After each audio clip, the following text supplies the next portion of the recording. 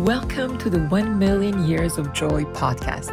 I'm Dr. Andrea Benaker, your host, and my intention is to inspire you to find more joy in your life through the stories from our guests and the science on joy and purpose.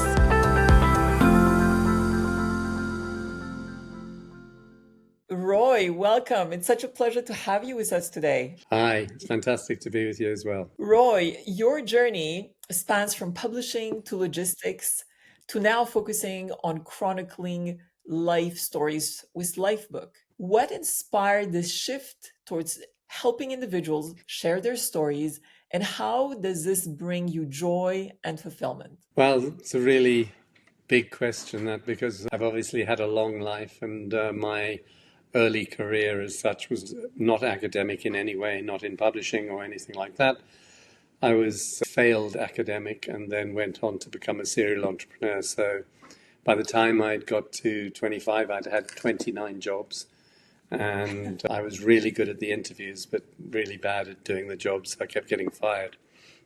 So the effect of that was that I created a company which was in airline food and grew that over many years to 600 people in 4 countries around the world, putting the little lemon slice in your gin and tonic, etc.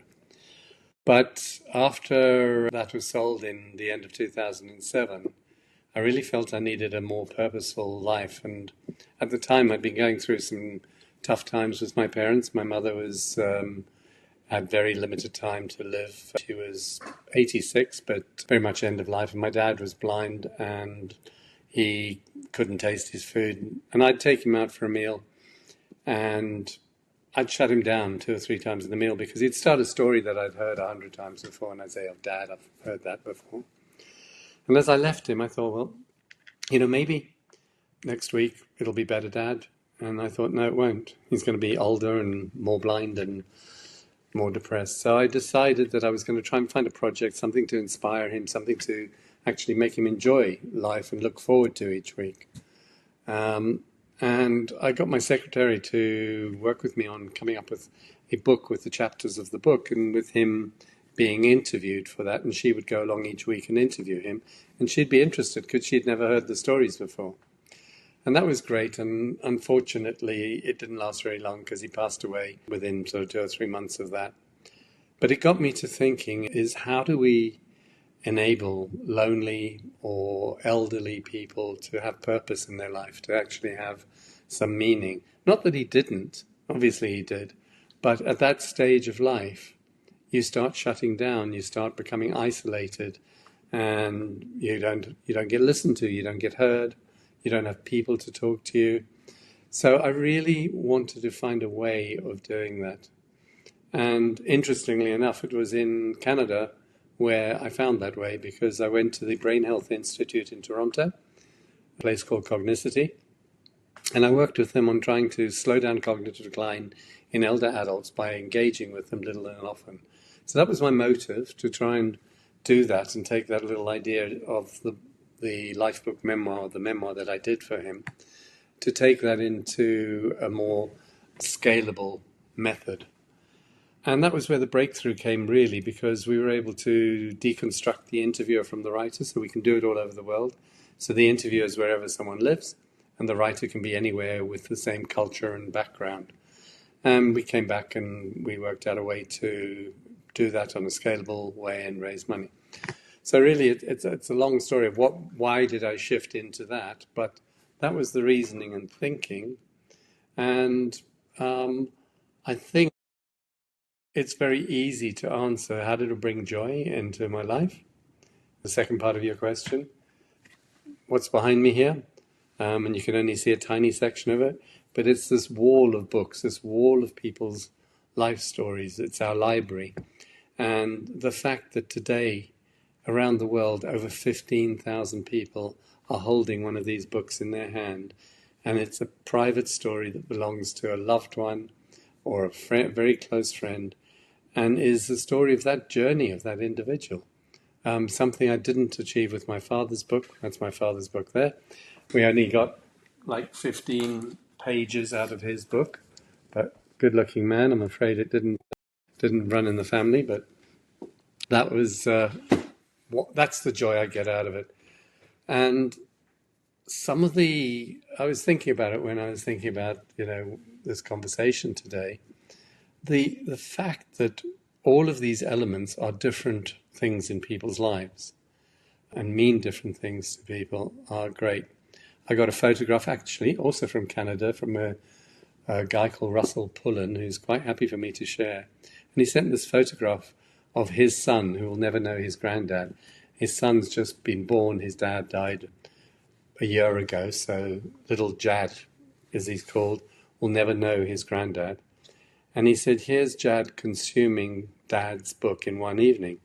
And this 1-year-old is eating this beautifully book, but he's got that for life, so he will know those stories. And I guess one of my favorite prologues that I try and skim and look at all the books as they come in, and it's quite hard because A, I'm dyslexic, and B, they come across the desk quite fast. But there's one quote, a prologue, which explained a lot to me. It said, I have vascular dementia. It's therefore certain I'll lose my memory. My purpose in writing this account is to recall to mind those parts of my life that have given me pleasure. It's not comprehensive. It may not even be accurate. It's to enable me to revisit and enjoy the good bits. Can't say more than that. How powerful and how inspirational. I absolutely love everything that you have shared, Roy. And as I'm thinking about all the stories that you have chronicled, what have been some recurring themes or lessons that you have found to be most universal and impactful in shaping one's perception of life? It's fascinating because as common themes, I guess the most common is the cliche that everyone does have a story. You hear it all the time. But the reality is, it doesn't matter who you are. You have a story for your family that is priceless to that family. And a lot of these stories don't start with an easy beginning. Certainly a lot of our US stories are all from immigrants who went through whatever when they arrived in North America, and they achieved a lot in their life as a result. And some of them begin with abuse and how they got through those challenges. And there are Holocaust stories. There are all sorts of... This guy's a doctor who was living with Parkinson's disease, and his daughter, he lived in Boston, his daughter gave it to him for Thanksgiving. And I thought of this with respect to joy, because Ali was saying, and she's on our website, and she said, you could hear the joy coming off the page, which before he was just a medical doctor living with Parkinson's disease. And now he was recalling the size of the piece of sushi they had together when he took her out for dinner. And so back to your joy theme, it literally came out of that. The other, I guess the biggest theme as such, is that despite modesty, humble, and people who also want to shout about it, legacy is important. And David Soyle, in his book of How to Say It to Seniors, an American author, literally half of the book is, no matter how people protest that they don't need a legacy, want a legacy, etc., as you age, it becomes increasingly important. You want to know that your 70 years or whatever it is on this planet that you've been gifted, this tiny speck of time in everything, you want to know it had some meaning and that it just won't blow away. And I was interviewing in a podcast I did the other day, the guy who helped us design it, Francis Atterbury, the product. And his whole point is that, this is one of the books of a photographer. That was him when he was a kid, and that's him today. And he's wearing the same jeans jacket with studs in it that he created. But the point of it is, these books fold flat. They're on archive paper. They will last 400 years. And he said, that is the purpose of a book. That there's nice black and white photographs, which people don't know. That is the purpose of this legacy. You can in 200 years' time, you can soak off the cover and put another cover on because they're stitched and they're on this archive paper. And it's that permanence, I think, that comes from something like this. And so the Lifebook memoir is something that, people say to us, if the house burnt down, that's what I would grab when I ran out. I'm curious, have you done one life book for yourself? I haven't yet. I started one during COVID, and it's really interesting because I don't have children. We don't have children, Yvette and I, and didn't want to for numerous reasons. Around the time of the Vietnam War, we kind of put off what's become of the world then. Mm. And so I thought, well, who would I write it for? This is meant for your family. And I've got about, I'll get in trouble, but I think it's 7 nephews and nieces and their children. And they're screaming at me saying, we want your life book. That said, I do want to, it's not so much the life book that I want to write, but I do want to write a book talking about the subject of loneliness and legacy and longevity, because I do believe very much in the fact that elder adults only, and it's a pandemic of its own, and the senior suicide rates are horrible. The male to female rates are horrible, sort of 5 to 1 in senior suicides. And I think that a lot of this is about giving elder adults purpose and helping them enjoy lives more. And that's, if I have a personal mission statement, that's always what it's been, is to help elder adults enjoy their lives just a little bit more. And if I can do that, that will be my legacy. So yeah, I want to write that book, and I want it to be a very positive book. The subject matter of where we are today in the world is a mess in 1,000 ways, but I think that there is enough data and science from people like Susan Pinker, who wrote the Village Effect, all the data around the blue zones, the Harvard projects on happiness, all of that leads to the fact that community and communication are the keys to, I was going to say lifespan, but I mean health span. In other words, living longer healthily. There's no point living longer unhealthily. And that comes from community. Susan, in her research, Susan Pinker, goes into the sort of top 10 things that affect longevity and life and health span, and from the Blue Zone research. And the fascinating thing is that obesity, alcohol, exercise, smoking are at the bottom, and the 2 at the top are your family and the community around that, and the actual community that you live in, speaking to the postman every day or talking to somebody on the train or whatever it is in the airport. That is the kind of thing that affects people. So I would like to take that data and see how can we bring joy and happiness to elder adults by giving them some purpose. I talked about this in Costa Rica at a Global Impact conference, and we were talking about giving purpose to elder adults. And one of the women in the group said, how do you give purpose to a 90-year-old? That's kind of a bit aspirational. You're not going to do that. And I told her the story about how when I'd been giving a presentation, a speech on this, somebody in the audience stood up and said, well, the way I did it was with my parents. They wouldn't get up in the morning. They wouldn't eat properly. They wouldn't talk to their friends. They didn't have friends. And I was desperate, so I gave them 3 chickens. And I said, well, how did that work? So he said, well, they had to get up every morning. They had to clean the chickens out. They had to feed them. Then they had 3 eggs, so they had to make some breakfast. Then they had too many eggs, so they had to give them to the neighbors. He said all it took was giving them 3 chickens. So I think giving people purpose doesn't have to be a lofty goal that one can't achieve.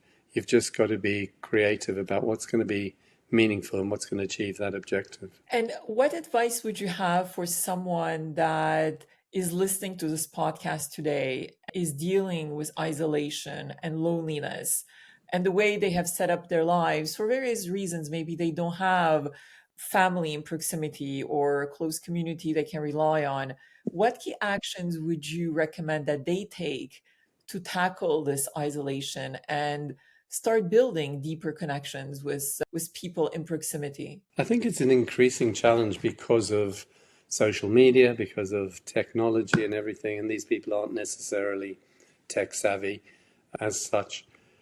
I really struggle with the fact that the data in England is like 5 million people in England, which is only 60 million people.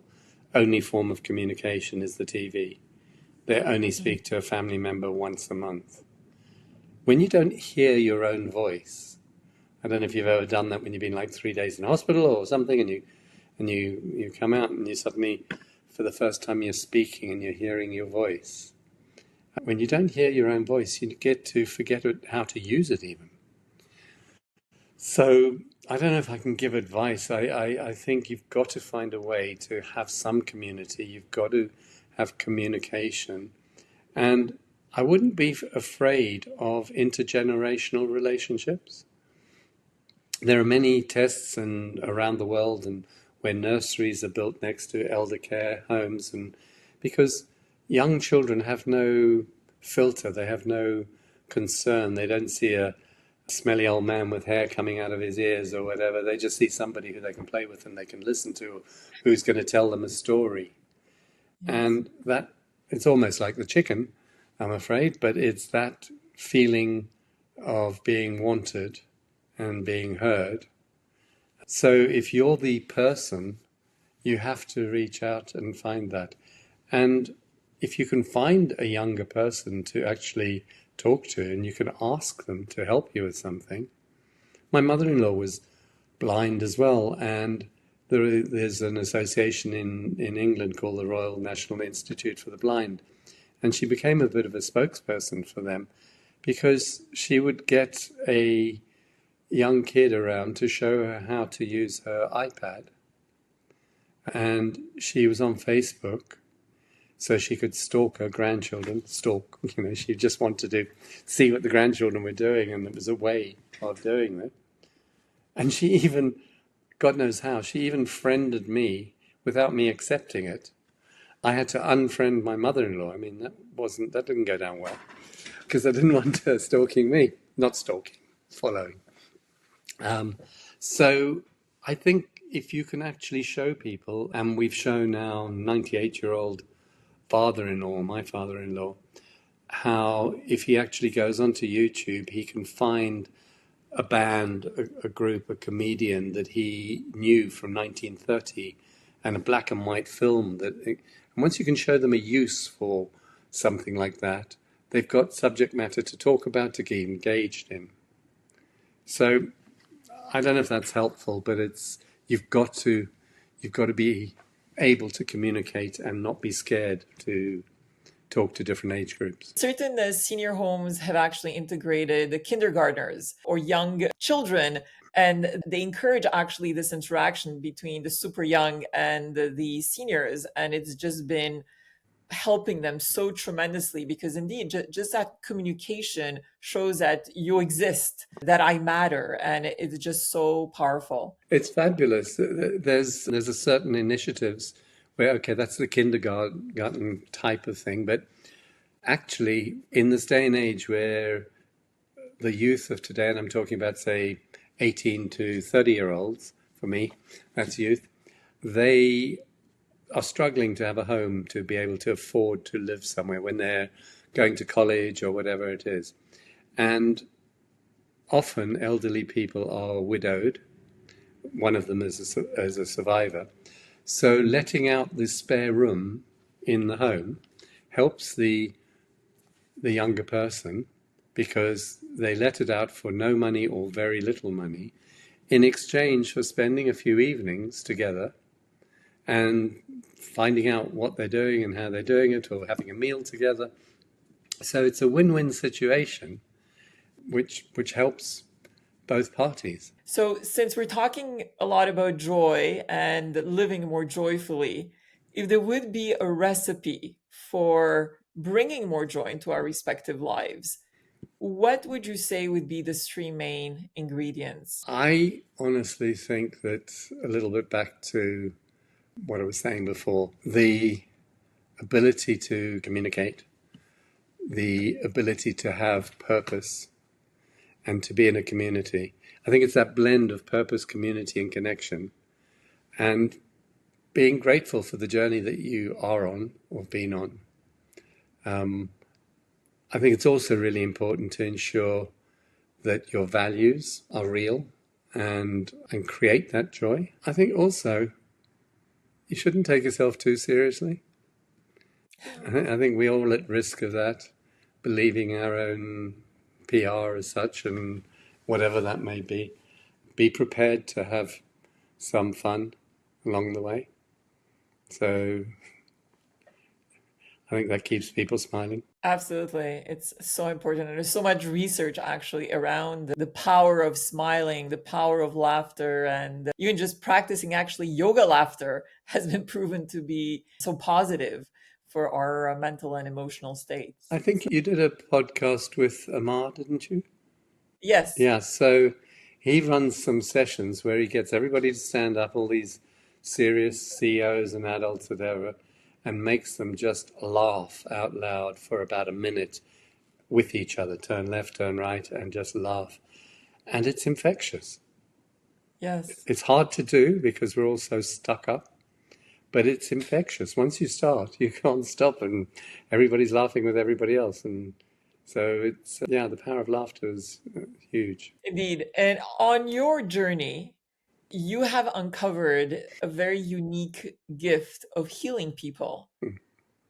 Can you share with us how that emerged and how has this shaped your view on your own power to heal, but also on the surprising powers that we each have as human beings? Yeah, it's really interesting because I'm not religious, I'm not spiritual as such, but about, I guess it's 25 years ago now, I was at a wedding and the bride had a migraine and the wedding couldn't continue. The reception, there were 400 people in a castle in Switzerland.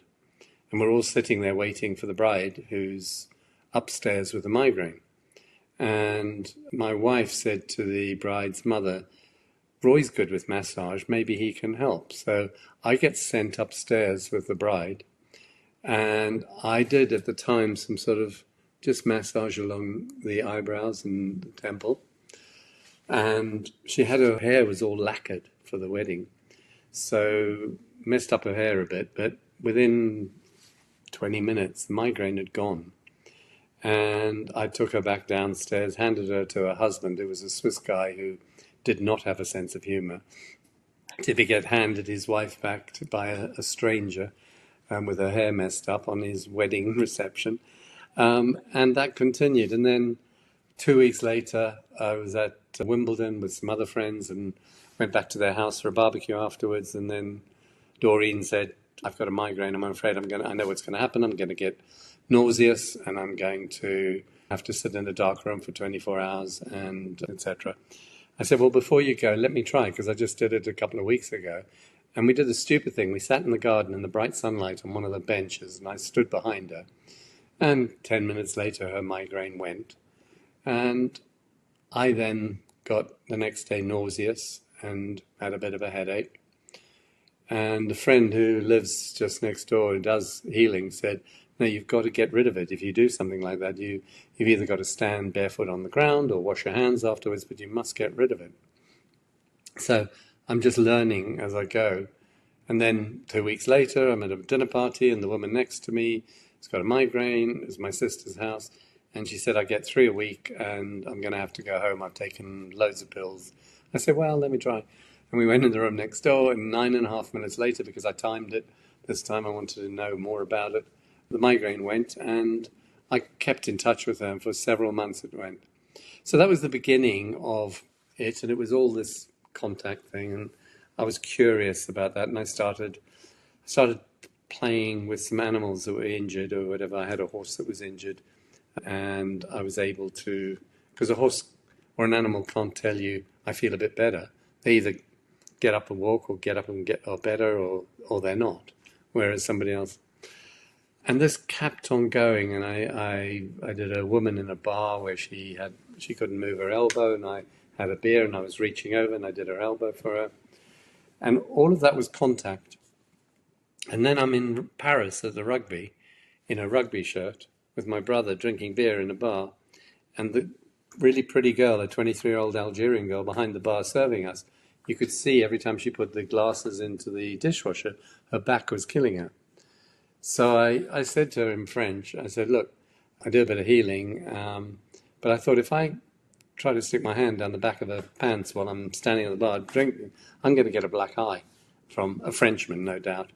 So I said, and I do it without touching.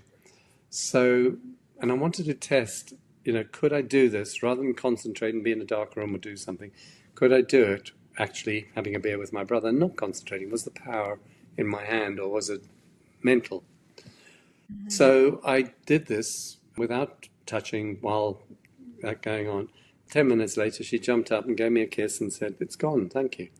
So all of that was going on, and I never wanted to read about it, never wanted to learn about it, because I thought, I don't know the boundaries now, so I've got nothing, I can feel them rather than read a book and learn about it. And I've been doing that for 20, 25 years, and I guess the most difficult one I did was my cousin in Israel was dying, and he had a huge tumor in his lungs, and I took my father to say goodbye to him, and we literally went for a day trip to Israel. My father was elderly and partially blind at that time. And we went, and he had like weeks to live. And I sat on the bed. I didn't think of doing the healing when I went there, but I decided, well, you're here for the day, you may as well have a go. You're not going to save him, he's dying, but you might help him die better or make him more comfortable.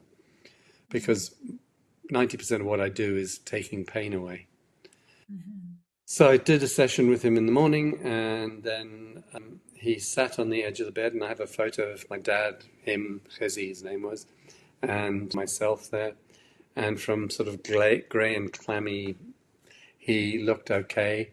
And then I did another session at lunchtime, and he got up and he had a shower, and he went downstairs and he had dinner with his family. And he lasted about 2 months, and we went back that night. I was exhausted. It really drained me, 3 half-hour sessions with someone that ill. And I just came back to England, and he would phone me and say, send me your hands. And then he passed away. So that was the toughest one, but it is a blessing and a great honor to be able to have that.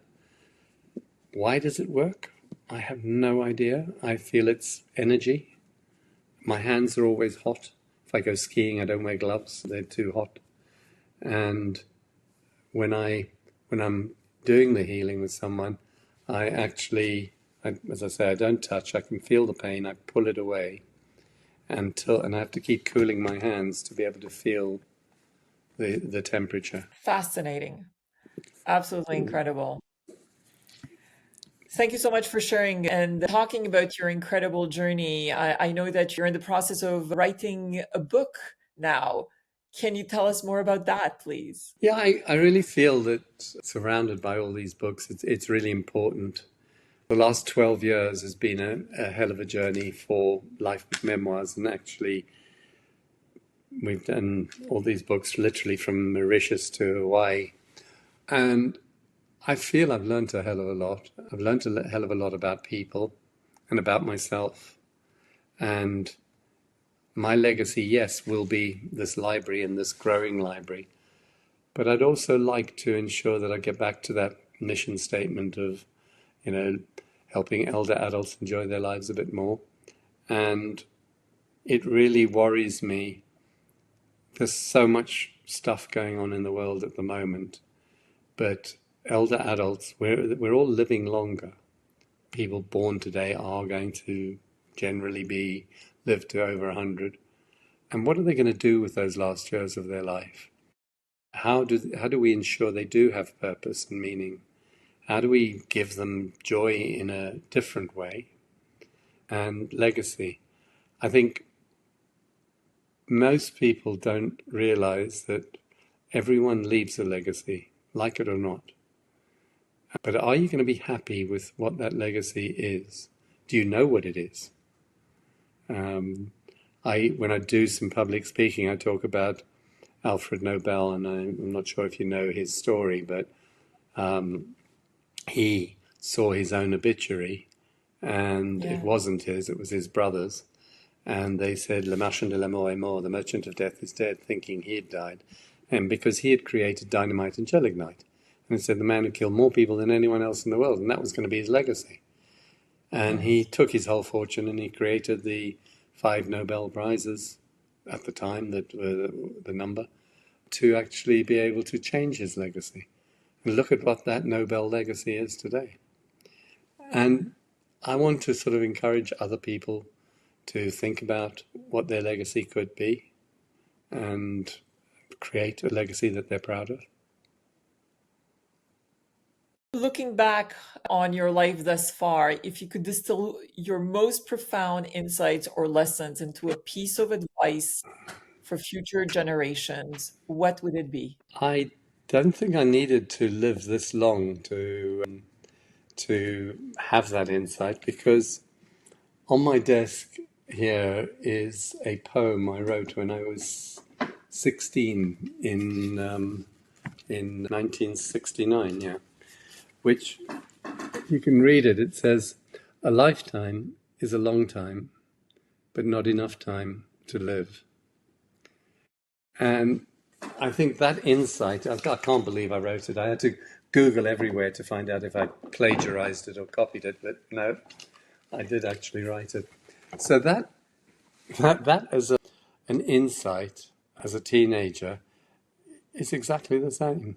It is about living the life that you get given, whatever it is, with joy and gratitude to make it special. It's not especially profound, but that is me. I love it. And on these beautiful words, thank you so much, Roy, for everything you have shared today. It's been an immense pleasure. It's been a pleasure for me. Thank you very much.